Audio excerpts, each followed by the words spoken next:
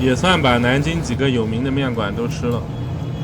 无名、小龙、小杨、顺心、刘记，我今天算有资格来测评文熙的面馆了。主要我不知道它。我今天来吃南京号称用鲜肉做的大肉面，确实大肉味道不错，口感软嫩新鲜，肥肉部分也完全不同。它这个大肉是5号小龙大肉面在南京算很有名的大肉面了吧？随便看了下 YouTube 小龙大肉面热度还挺高的。那我就来测评一下，看看真的好吃不？我反正实话实说，就玻璃心可以关了。我今天来吃个很多南京博主说南京无科技无半成品最好的面馆。先说结论，味道确实可以，但是基本没有细节，稍微粗糙了点。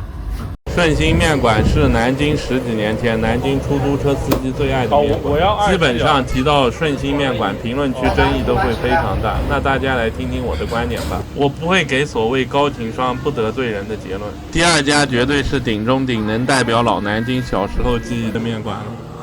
主要我不知道他说的是真的还是假的，所以得先吃一圈看看正宗度。我对于博主说的是不大相信的。只是刷到他的视频，看到一个比较感兴趣的点，就是他测评用科技狠活煮南京的面条是什么味道。然后他视频说南京很多年前就有大肉，但没那么大。对于他们老南京来说，小时候最牛逼就是吃长鱼面加小笼包，很多人更爱吃小排面，也不吃大肉面，所以我对他说的感兴趣。敢跟现在流量对抗，不怕被骂，说难听的真话，所以很多人骂他。如果你在他这店吃的满意，写了好评，就要被黑粉骂，跟上海的易桂河是一样的。所以我对这个博主开的面馆很感兴趣。如果说的假话，拆穿他就完了。我花了几个月的时间，大概把南京我吃的几个热门店的味道摸透了。我可以只花1天吃一口就浪费1天验证10个店，但那样真的尝不出味道。我的理念是不饱着肚子吃完每一碗，才能真正尝出味道，特别是吃到中后期，你才能吃出来到底好不好吃。我正好来南京办事了好几次，1天吃2碗面，总算验证了几家店来对比的。这个下面的锅在南京不算太正宗，正宗的都是面丢到一个锅里煮。正因为我吃了那么多家都不像这样下面，才说不正宗的。不知道有没有区别？你们知道的话可以说一下。大肉用的鲜肉很酥烂，筷子夹起来容易碎，所以他用的锅铲夹的。文熙还是诚实的，他说大肉和小排都是自己做的，熏鱼是用别家店做送来的。你们看后面的面条，用的不是那种大袋子的，是一份一份定制好的。他说的这个叫紫排面，30多1斤的。我还专门跑了一趟菜场，普通只卖到精肋排或者肋排，22到251斤。因为我一开始也奇怪，我在菜场都买最好的，一般就22左右1斤。他说30多1斤是不是吹牛？我吃完了去菜场问了老板，纯紫排一般不卖，太贵了，都是搭配着卖，要买就是30多1斤。你们感兴趣的话，可以去菜场核实一下。一会儿看看他用的到底是不是鲜肉紫排，文熙到底说假话吗？我只为客观说话，他不给我半毛钱。一般主播他弹幕留言都不回复的，跟我肯定没关系。他视频说汤没味精，吃不习惯的自己加味精就行了。我的选择紫排面加鲜大肉，60元，比小笼大肉面贵9元，值。这个是鲜肉，小笼大肉面是51。大家感兴趣可以搜下人工智能紫排和肋排的区别。肋排一般是市场最贵的，紫排是从肋排里挑最好的分离出去的。确实它的是紫排，有肋排骨头细长均匀在中心的特点，而且还很多带脆骨。你做的有点像刘记那种有嚼劲的，看着偏甜，还可以。但它的还是炖煮的，刘记是收汁的，刘记技法不错，但食材不太行。很厚的肉，看见没？这叫紫排，其他那些不叫紫排。它这个食材的紫排38太便宜，易桂河可以卖78。它这个好像真的是高汤，而且它这个面还有弹性，不太一样。确实还好像还可以。面条用的很不错，有弹性，很硬，还有面香味，面条成本也不低。我感觉是他用的无名的面条改成传统南京的细面。他好像用的是日本拉面的面，不是南京的这面，更有弹性，虽然硬但有弹性。尝尝它。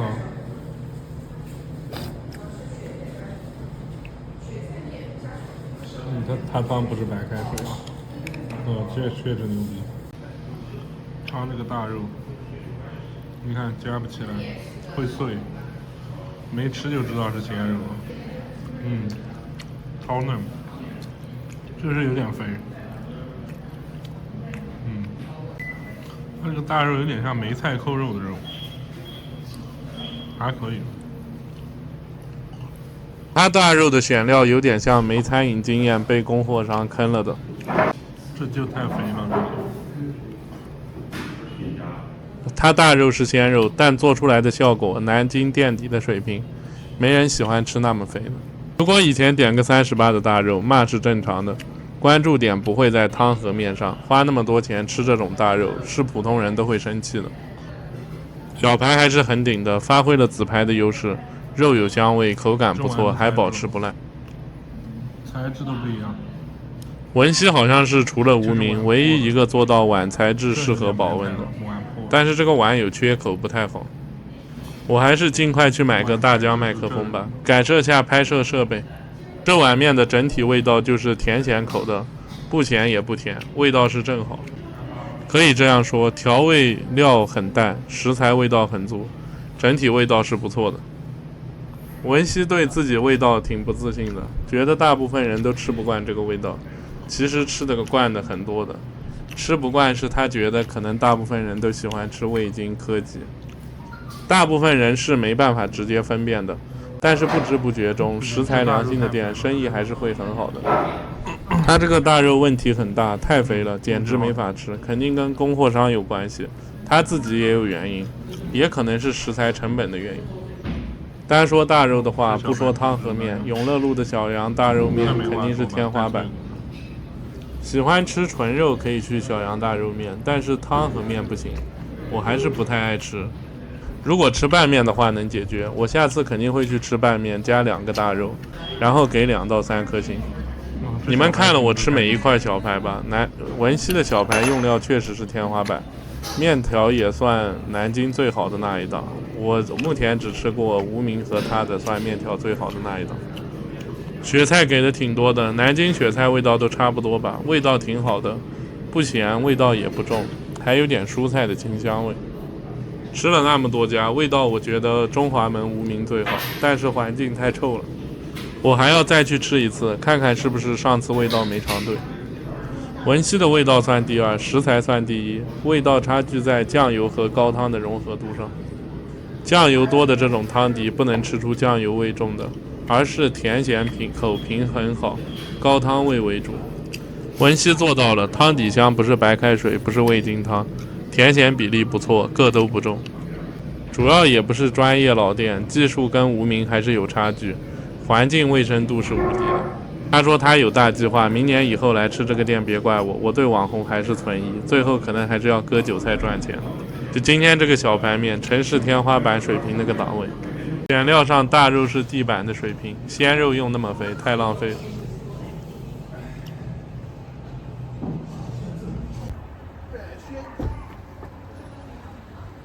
南京有2个有名的小杨大肉面，这个要比金陵路的要新一点。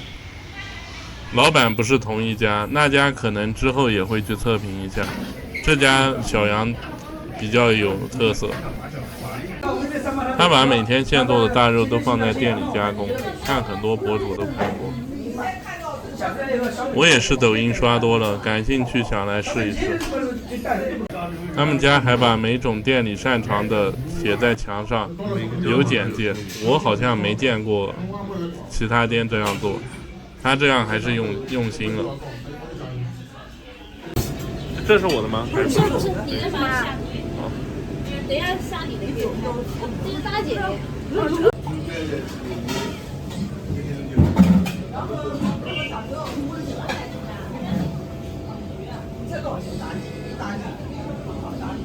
放面还要看时机吗？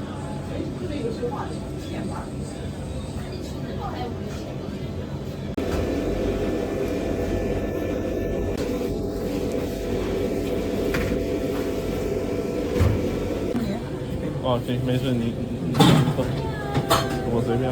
南京下面跟东京秋叶原第二那家有点像，都是大锅。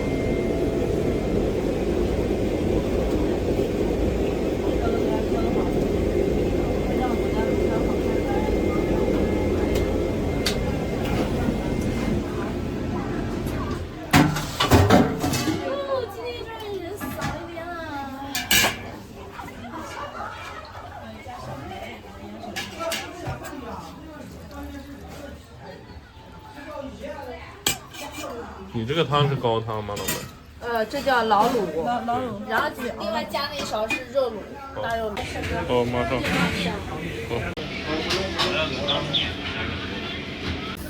我点的是大肉面加小排，看看汤底如何。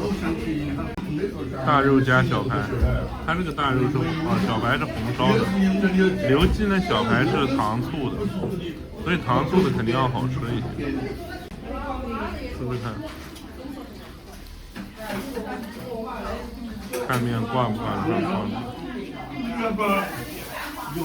雪菜面，看挂不挂得上汤汁。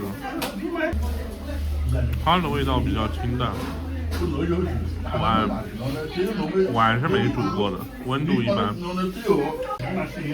吃个小排，红烧的，味道还可以，带点甜味。再吃一块小排，小排味道也不错，只是红烧的，肉还不错。这个肉的品质比上一家好，但是做法没上一家好吃。汤也还行，但是比较淡。吃块大肉。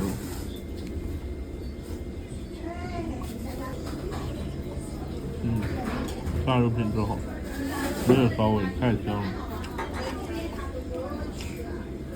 大肉好吃，入口化，不腻，肥而不腻。他们家这个属于清淡的。哇，他们家的大肉确实是好吃，比那胖子面不知道好吃多少。鲜肉啊，相当好吃。汤比较像白开水兑的卤子，汤比较没味道，像白开水。这个是我唯一见过有说明的店。小排，你们仔细看小排的部位，用的比刘记好太多。刘记的骨头大肉少，是碎排，肉质很粗烂，还不错。就这个做法，我作为外地人也喜欢，因为本地人可能吃多了这种做法，更喜欢糖醋小排的做法。也比较硬。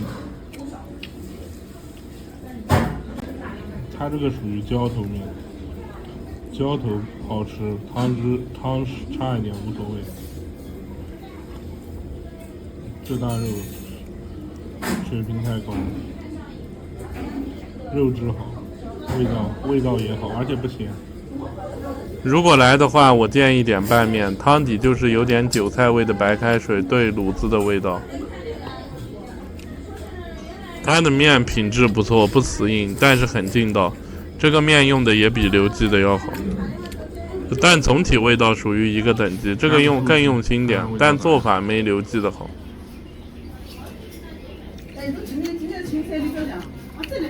素鸡没上家厚，比较入味，没上家好吃。素鸡一般，吃个肉皮。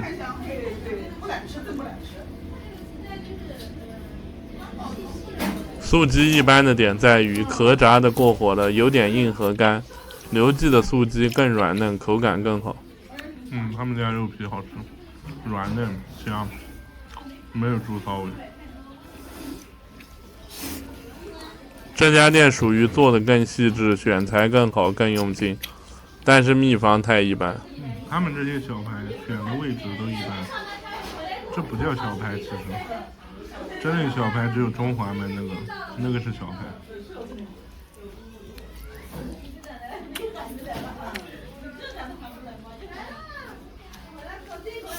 我目前吃到南京最好的还是中华门无名，只是那个环境实在太差太臭了。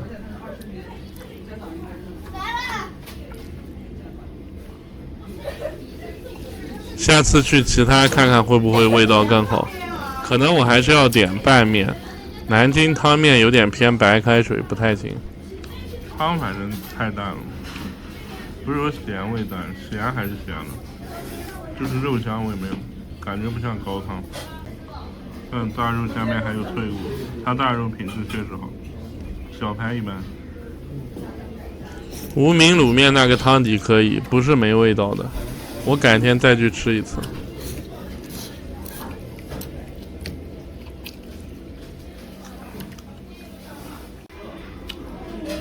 总结一下，味道可以，汤比较没技术含量，大肉做的最好，品质很高，素鸡有点咸，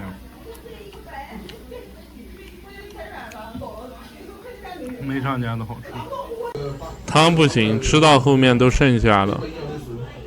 他家估计要吃干椒，汤挂不上面，吃着寡淡就吃不下去了。汤技术一般，其实有点咸，它这个汤也不偏甜，反正。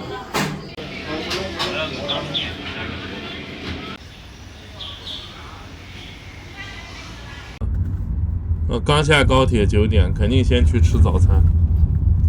南京面馆大部分正宗的都是只开到2点，所以吃面要赶早。27元比小杨大肉面贵，食材不行的话说不过去了吧？哎，你们没煮大肉现在？还没煮呢。哦，来早了。在锅里煮了，这样吧。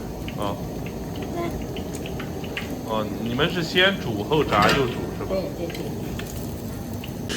好像没打浮沫，浮沫好多啊。老观众帮我点赞，我发现作用很大。后面没字幕的右下边可以点 YouTube 字幕。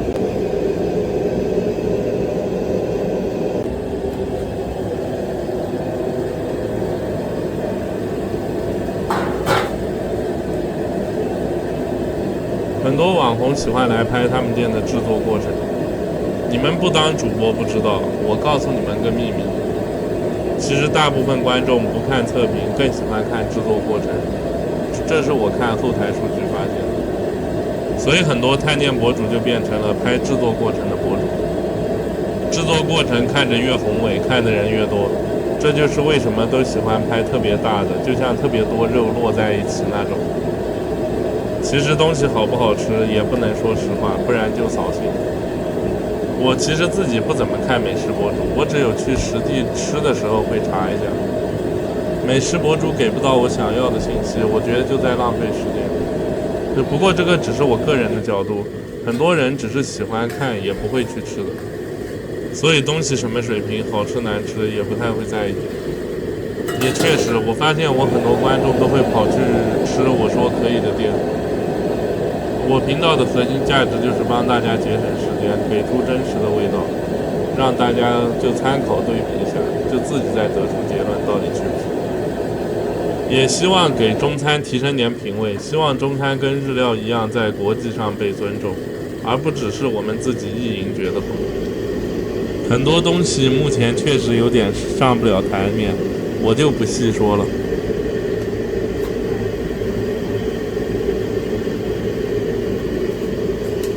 甩水是不甩的，不过这个距离能弄掉一点水分。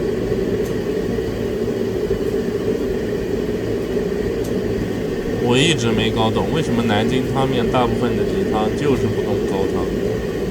如果你们来南京吃面，除了中华门无名，其他全部选拌面就可以了。我只是来帮大家探探路，选汤面。要是我自己吃不想踩雷，不拍视频，我肯定都选拌面。早上9点没什么生意，2点就关门了，说明现在生意也不火爆了。大肉面加排骨，他们家倒挺实在的，也没吹自己是小排，点菜的菜单上就写的是小排骨。排面大肉。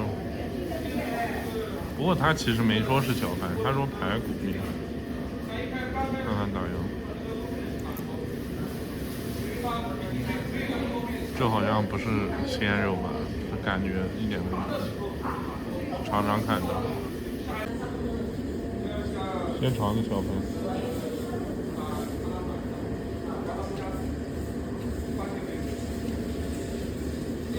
小排是煮的，口感还不错，肉挺多的。咸是确实有点咸。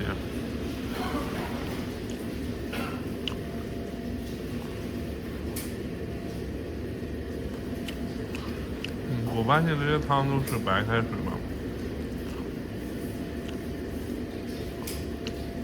味道有点重。不过它这个也比较实在，没说是小排面，叫排骨面。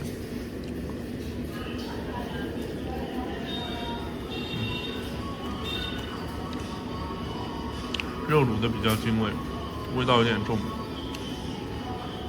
啊，还有脆骨。浇头越吃越咸，排骨的部位比刘记好，至少肉多。面不算硬，还可以，挺有劲道的。硬还是硬的面，可以。但是汤太清淡了，咸是咸，但是清淡。啊，南京的面熬汤熬的不是很好，除了那个无名老卤面，好像是鲜肉，只是比较老，有点柴，上面的比较嫩。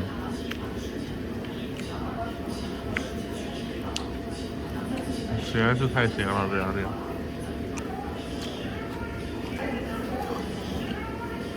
而且他家有股味儿。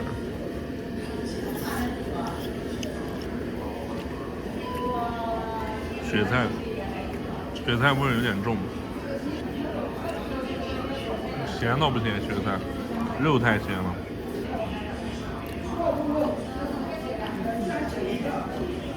小排骨味道还可以吗？吃到后面发现他们家这些有股不好的味儿。再吃块大肉。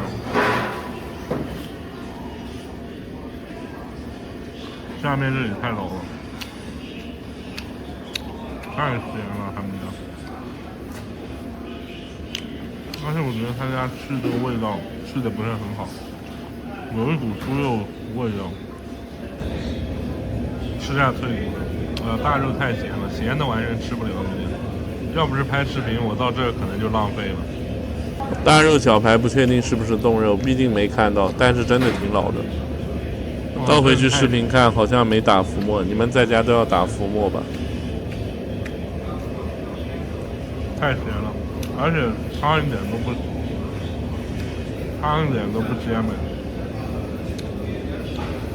我觉得南京还是得吃拌面，汤面吃不成这样。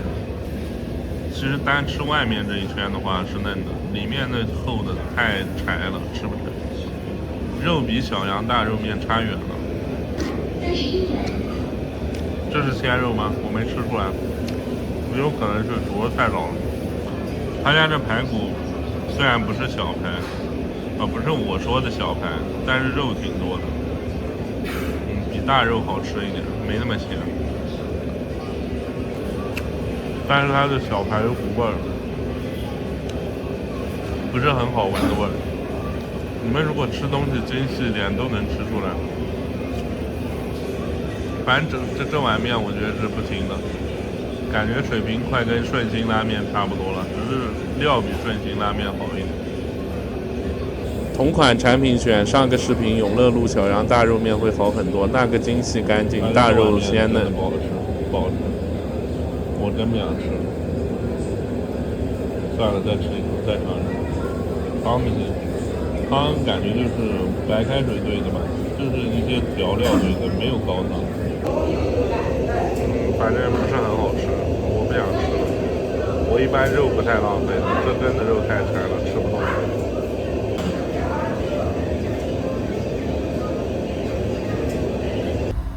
南京小排面，小排的做法为什么是南京天花板的做法？一会儿说。先在上海吃个胖子面，拌面味道确实顶，细节拉满，味道超级烫。来上海玩想吃拌面，直接去胖子面就行了。腊肉面有特色，也最顶，价格也便宜。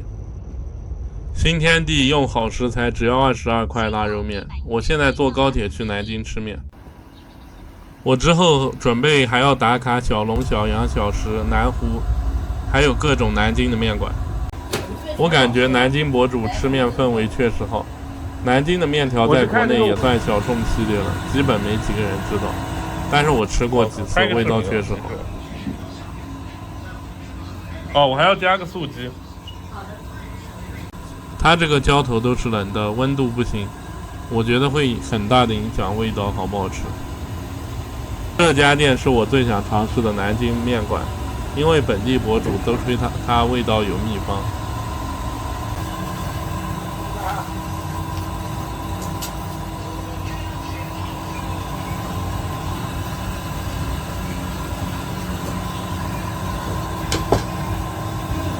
卤子加猪油，我吃的这个属于南京老卤面系列的。南京还有小煮面。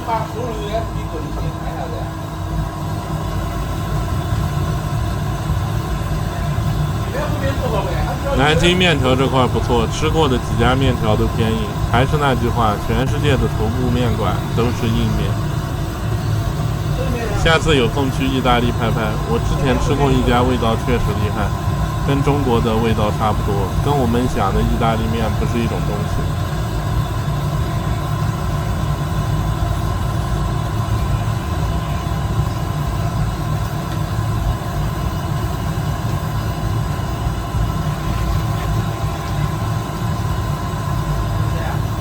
这是我的吗？还是不是？哦，行。甩水这一块基本不怎么及格，国内基本都这样，不太甩水。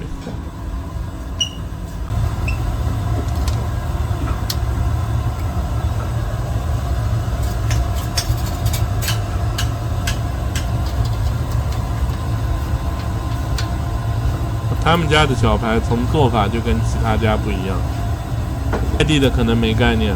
我下期做小杨大肉面也会点小排，那个就是传统的做法。一共多少钱？还有个加上我呢？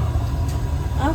一共多少钱？他们家的青椒也很有特色，跟肉丝是分开的，别家都是青椒肉丝是炒在一起的。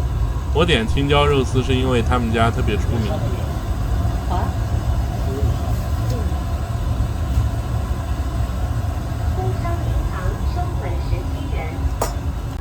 素鸡超级大，超级厚，从碗就能看出来有点业余，用的是塑料碗，像这种的碗基本保持不了温度。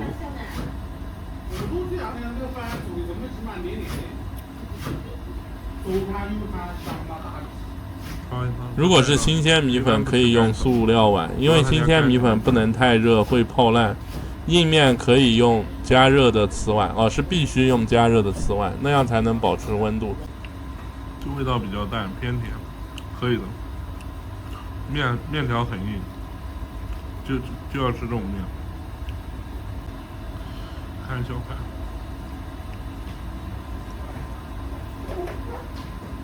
小排很香，卤的进味了。哇，它这小排太香了。相当可以，有点像肉干类的。哇，它这面条吃不习惯软的人别吃。还是我说的，全世界好的面条都是硬的，相当可以。看素鸡超厚，这才叫素鸡嘛。素鸡太厚了，哇，太湿了。素鸡也可以，看青椒，我感觉它青椒没炒熟。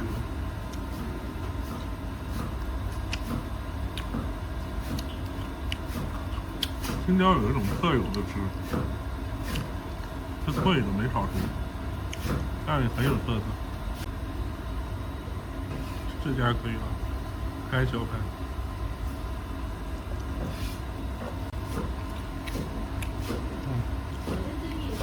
这面相当可以，有嚼劲。看肉酥吧。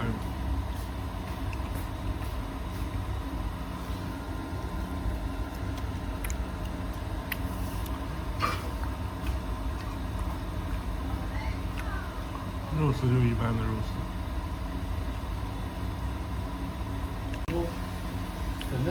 它这小排做的是真的好，完全是糖醋小排，只是部位不是紫排，糖醋小排的味道很入味，很香。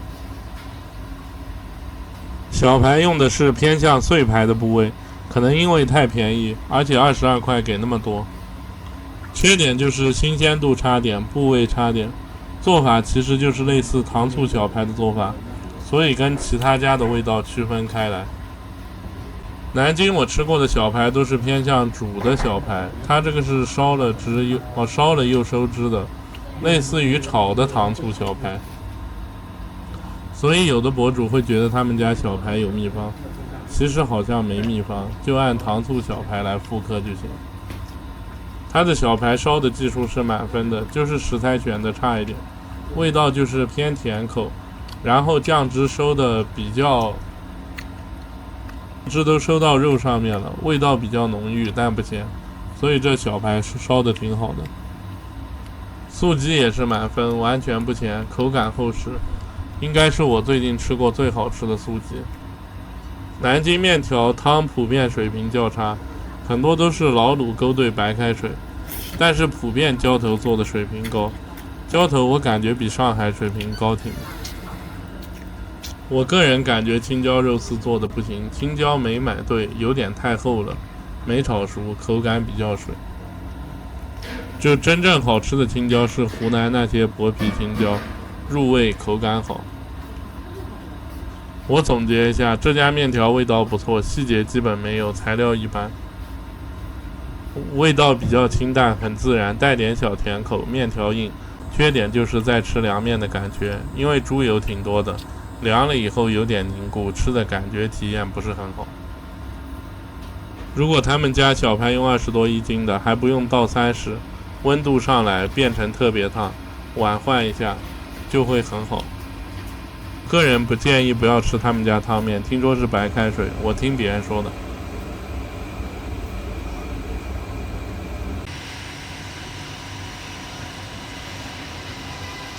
南京小时候记忆的小排面，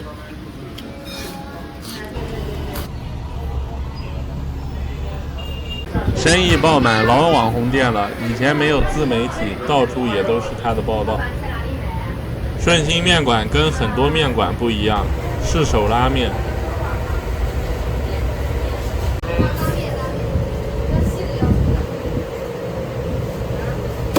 哦，我要2系啊。好了已经。哦，环境来说是过及格线的，没有异味，也不算脏，只是稍微乱一点。现在生意做大了，一排2、3个店面，别走错。我片头拍的是小店面，不是这个。小排面22块，分量来说超级大，肉给的也多，面超级多。正宗老南京吃小排面，外地游客吃大肉面。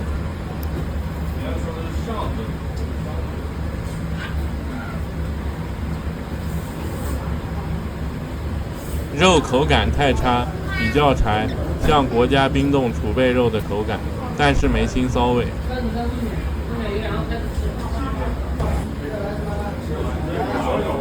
面条口感还行，有劲道，只是汤完全没味道，汤汁挂不到面上，像白开水一样。面条劲道是我喜欢的，但是这个汤实在太拉了，个人觉得难吃，主要没味道。我吃一口就想走了，我一般不太浪费肉的，先吃2口小排，虽然太柴，比较适合味觉口感不强烈的人，多加点浇头可能会好点，分量大，性价比高。来南京玩记得吃小排面，大肉面这东西也就近2年旅游火的。以前南京大肉没那么大，自从短视频开始火以后，都在比哪家大肉切的大。真正懂吃面的老南京，没的人吃大肉面的，都是小排面或者皮肚面。改天有空讲讲皮肚面。这次来南京没时间了，那个玩意儿科技很活才多，勾兑汤、勾兑粉。皮肚面好吃的还是挺好吃的，但是少，现在科技多。来南京最主要是老卤面，我这次主要没空，不然什么南湖、张记、小石、小龙、小吴一大堆都测评下，想看的留言。南京什么卤面佛我都懂，这次来是下午了，那些下午都关门了，以后再给你们说下。评分等级1，就这个绝对不是预制菜啊，100%不是。喜欢这个的人肯定要骂死我，但我建议你们少吃，不太好这个。这家店能活主要是24小时加顶级位置加分量大。现在说我去的第一家面馆，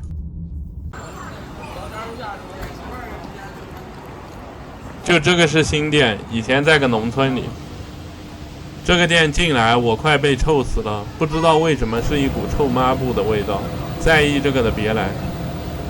整体店内卫生看着相对南京面馆来说算及格的，就是店里太臭，其他没啥问题。这个店也是老店，现在是南京大众点评榜必吃榜网红店，居然不是雷。我是下午3、4点去吃的，工作日不是饭点，饭点基本都是爆满排队。小排面23块人民币，很多老南京特别看重配置的辣油，我是吃不来。这小排样子看着用的都很顶，很多块金肋排，最好的小排，我怕它亏本。经常去买菜的人看一眼就懂了。这面条用的是跟东京二郎系拉面类似的面条。小排用料好，烧得好，口感也不柴，嫩，贼好吃。这面条顶中顶，硬有嚼劲，跟上海第一日本拉面屯人的天龙面味道差不多。怪不得正宗的日本菜都跟中国菜一样，这个面条顶满了，而且这个面条挂上汤汁特别入味。这个老卤非常好，还是单独烧的。南京老卤面的特色就是甜咸的碰撞，不过甜也不过咸，清爽不腻。说实话，南京老卤面整体下限很低，外客游客吃到不好吃的店确实真的很难吃。如果吃到这家店不在意环境的，能忍受店里恶臭味的，这碗面肯定能吃爽，顶中顶。我看大众点评很多人骂面硬的，又对了，永远城市头部面馆面都硬的被骂。做过视频的上海易贵和胖子面、春和面馆、大时代哪个面不硬？重庆赵武、上海日本拉面屯人，我还没拍的日本、东京各类顶级面馆，基本都被一类怪物客人追着老板骂面硬，没给他们吃生面。软面很好买，家里煮面哪个面不软？去菜场随便买的面都软，硬面是要定制的，而且真正硬面定制是很难的。希望不懂的以后吃的顶端面馆，要不就跟老板说多煮15秒，要不你就吃默认细嚼慢咽，是很香的。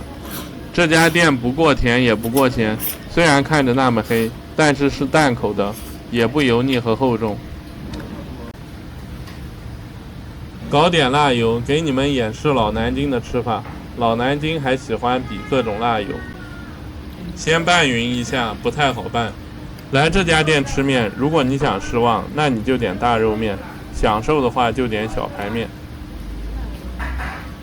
它这个小排用的是真的好，23块怎么做到的？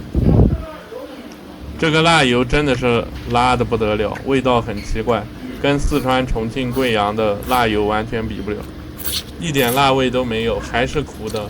如果你想吃苦的面跟汤，那你就加进去吧。吃南京的面一定要吃汤面，不要点拌面，比的就是谁家的老卤做得好。这家味道绝对是南京的顶中顶，咸甜碰撞控制的特别完美，真的汤用心了。加进去辣油变难吃了一点，影响不太大，不加是最好的。这个面分量给的很小，基本2碗才能吃饱，肉倒是挺多的，面少。味精可能还是有点，后面还是有点口渴，但是东西都是真材实料的。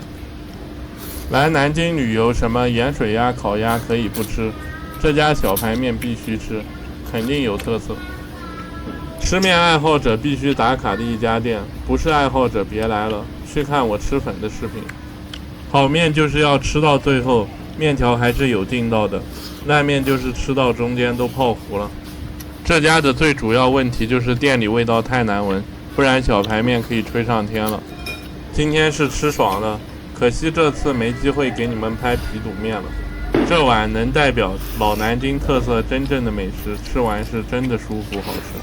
我这种云贵川湘赣重辣选手，吃着带甜口都好吃的面，我觉得真没必要加辣。评分等级5，新鲜的食材，专业的技术。